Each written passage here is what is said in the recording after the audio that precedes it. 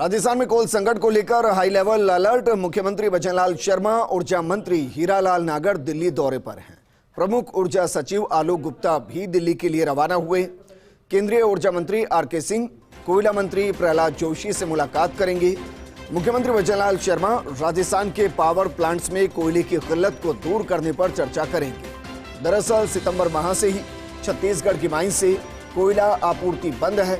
फिलहाल कोल इंडिया की तरफ से दिया जा रहा कोयला राजस्थान पूरे तरीके से उसी के ऊपर निर्भर है। रबी सीजन के चलते लगातार बढ़ रही राजस्थान में बिजली की डिमांड, जबकि दूसरी तरफ अधिकांश पावर प्लांट में 1 से 2 दिन का कोयला ही मौजूद है। ऐसे में राजस्थान की मौजूदा स्थिति को लेकर केंद्र में दिया जाएगा ब्रीफ नोट। मेरे सहयोगी विकास जुड़ गए। विकास, क्योंकि चुनाव था और चुनाव में कोयले से ज्यादा वोट जरूरी था, छत्तीसगढ़ ने इनकार कर दिया था, जबकि केंद्र और एनजीटी की परमिशन राजस्थान के पास थी। मानकर चलें कि अब चुनाव भी नहीं है, वोट भी नहीं चाहिए, तो कोयला मिल जाएगा छत्तीसगढ़ से। विजेंद्र, देखिए इस वक्त राजस्थान के लिए बहुत ही संकट भरी स्थिति है पावर प्लांट्स के लिए, क्योंकि जिस तरह से सितंबर के महीने से छत्तीसगढ़ में जो हमारी माइंस है, उन माइंस से बिल्कुल भी कोयला मिलना बंद हो चुका है। तो ऐसे में अब पूरी निर्भरता कोल ब्लॉक, जो कोल इंडिया के जो तरफ से आवंटन है कोयले का, उस पर पूरी निर्भरता हो चुकी है।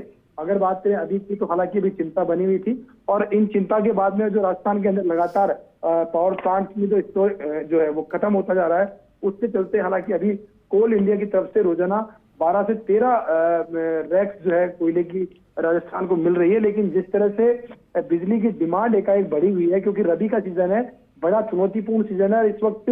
अगर बात करें राजस्थान की, तो बिजली की डिमांड जो है 3300 लाख यूनिट के आसपास पर डे तक पहुंच चुकी है, जो कि पिछले दूसरा पखवाड़ा जनवरी का, उसमें करीब 100 से 150 लाख यूनिट बिजली की डिमांड बढ़ी है। और उस बढ़ी हुई डिमांड के अगेंस्ट में अगर देखते हैं, तो बिजली का जनरेशन है वो प्रभावित होता हुआ दिखाई दे रहा है, क्योंकि जो बिजली के पावर प्लांट है, कुल 10 यूनिटें हैं, 2 पावर प्लांट की 10 यूनिटें हैं, वहां पर सिर्फ 1 दिन का कोयला बचा हुआ है। और उसके अलावा जो सूरतगढ़ सुपर क्रिटिकल जहाँ पर 3 से 4 दिन का कोयला बाकी है, वहां पर भी कोयला तब बाकी का इम्पोर्टेड कोयला उसको लोग मिल रहा है, तब जाकर के कोयला वापस। एक चिंताजनक स्थिति है।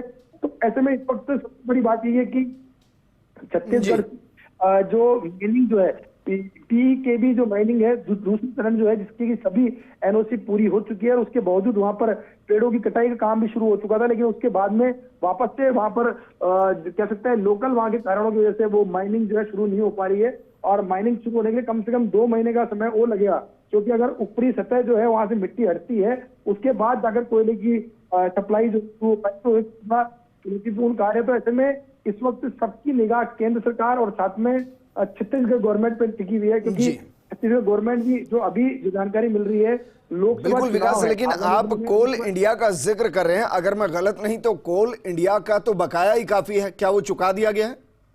देखिए विजेंद्र, वित्तीय जो प्रबंधन है वो बिल्कुल अलग बात है, और कोयले की आपूर्ति अलग बात है। क्योंकि पैसा जब वहां दिया जा रहा है, कोयले की आपूर्ति का पैसा दिया जा रहा है, तभी वहां से रैक्स जो है आ रही है। लेकिन महत्वपूर्ण बात यही है कि हमारी खुद की माइन है, और हमको सबको सारी एनओसी हमको मिल चुकी है। अगर बात करें पारसा काटे बसन के पहले चरण की, तो पहले चरण में हम पूरा जो बिजली जो कोयला जो है वहां से हम ले चुके हैं, और दूसरा चरण तो शुरू होना है।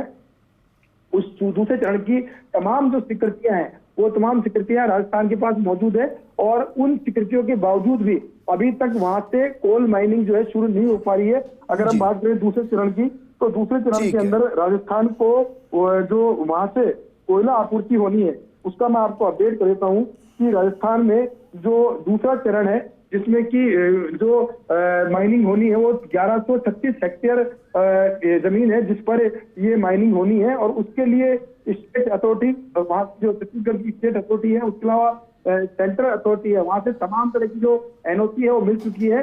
और उस एनओसी मिलने के बाद में वहां पेड़ काटने का काम भी शुरू हो चुका था। ठीक है, लेकिन ठीक है विकास, शुक्रिया तमाम जानकारी हमारे साथ साझा करने के लिए।